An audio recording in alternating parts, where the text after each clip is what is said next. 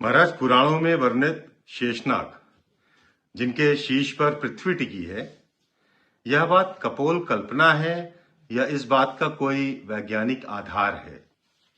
इस विषय पे कुछ आप बताएं। देखिए, हमारे आदरणीय पुराणों में जितनी भी बातें वर्णित हैं उनके सबके सुस्पष्ट और वैज्ञानिक आधार हैं। चिंता इस बात की है कि हम उनकी आधुनिक और वैज्ञानिक व्याख्या नहीं कर पाते। इस नाते ये सारी जो कथाएं हैं, जो सूत्र हैं, वो हमें कल्पना जैसे जान पड़ते हैं। अब आप एक बात ध्यान दें कि ये जो ब्रह्मांड है हमारा, इसमें असंख्य आकाशगंगाएं हैं, असंख्य तारे हैं, और विज्ञान भी ये कहता है कि पृथ्वी अथवा जितने भी ग्रह हैं, नक्षत्र हैं, सब एक दूसरे के आकर्षण से बंधे हुए कार्य करते हैं। कोई बेस, कोई आधार उनका नहीं है। शेष को, सर्प को वायुभोजी माना गया है, वायु का रूप माना गया है। ध्यान देने की बात है, हमारे ऋषियों ने जब शेषनाग की परिकल्पना की तो वे ब्रह्मांड के उस अदृश्य ढांचे की ओर संकेत कर रहे थे जिस पर सारी भौतिकता टिकी है। ध्यान से देखें, शेषनाग क्या है? ब्रह्मांडीय ढांचा। और शेषनाग के फन पे पृथ्वी का टिका होना एक ऐसी बात का संबोधक है, एक ऐसी बात को बताता है, पृथ्वी की स्थिति किसी नियत गुरुत्वाकर्षणीय ब्रह्मांडीय संतुलन पर निर्भर है, टिकी हुई है, इसका संकेत देता है शेषनाग के फन पे पृथ्वी का टिका होना। सब सूत्र है, प्रतीकवाद है। क्योंकि शेषनाग को अनंत कोटि फणों वाला नाग की परिकल्पना के रूप में बताया गया है कि अनंत फण है उनकी, शेषनाग की।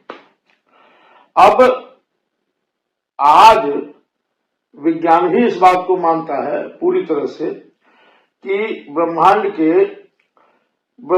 में ट्रिलियंस ऑफ गैलेक्सी क्लस्टर्स है जिनकी आकृति फलों की भांति है,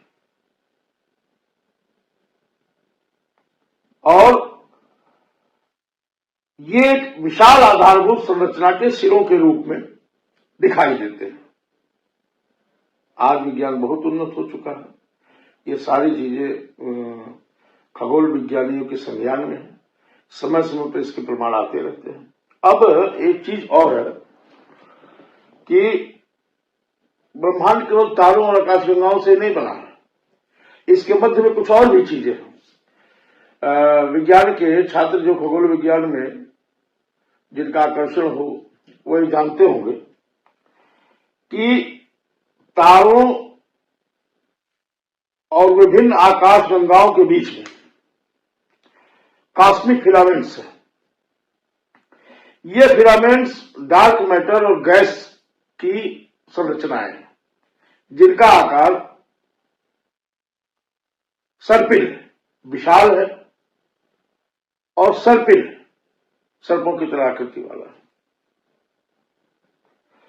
और ये ब्रह्मांड की सबसे बड़ी संरचनाएं, इनसे बड़ी संरचनाएं कोई नहीं। इसलिए वैज्ञानिक भी ये मानने लगे हैं कि ब्रह्मांड एक प्रकार का इंटरकनेक्टेड